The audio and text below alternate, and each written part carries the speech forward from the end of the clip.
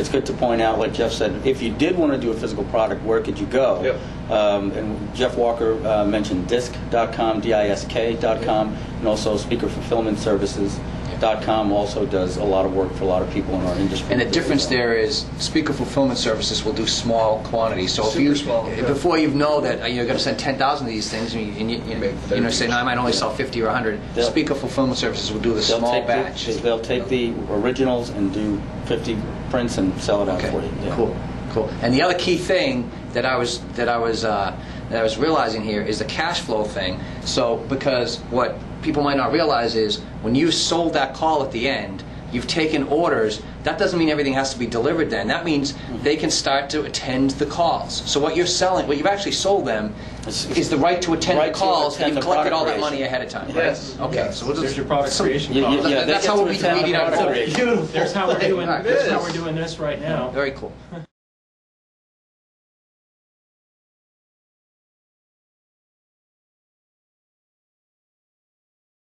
Ask the questions, and I'm like, I don't know any of these answers.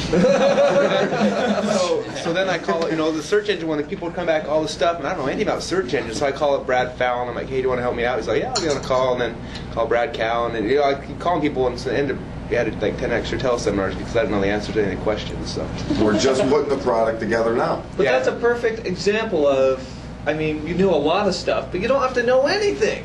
You don't have to know the answers to any of the questions. Let the expert be the expert. Yeah. And ask the questions for the TV audience. stations have been doing that for years. Yeah. They always have to side. We're not reinventing the wheel here. You're just simply moving it from the traditional mindset of television media. That's a great point. To the internet, and with the explosion of just a sidebar, the explosion of internet television.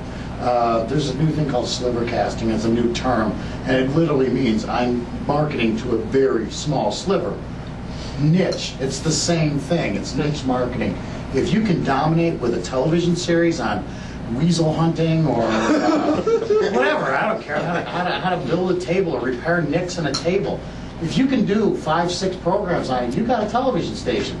If you got the money, stream it. If not, have people pay to get access on a video-on-demand basis. There's a company called Protected Video that will do a great job for you in protecting that with digital rights management. So there's a whole other world out there once you've developed content, and Wired had a great article a couple of months ago called The Long Tail of Content. If you ever get a chance to read it, it's probably the definitive article on how long content can make you money.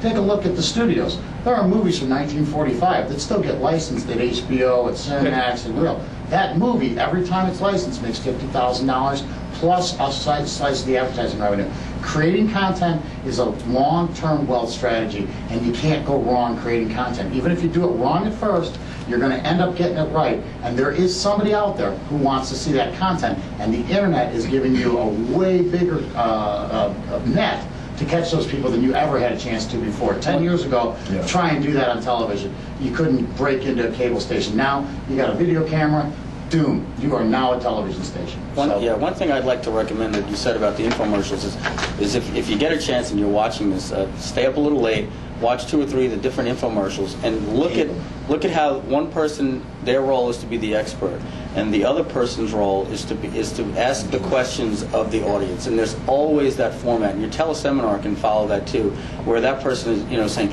wow, so do me a favor, just explain that concept that you said about the opt-in process where they got that offer. Not that you know it all, but you're asking the questions for the audience with not that hokey excitement that you'll see in maybe against the knife commercial. Water purple. Yeah. I want to mention something here too. This is like the most perfect business model for someone who's getting started, because you come in this market, you're a no name, you go and you get expert A, B, C, and D, and you interview them. And what happens is that all these people see you interviewing A, B, C, and D, and suddenly they put you on the same level as them, and you become expert E.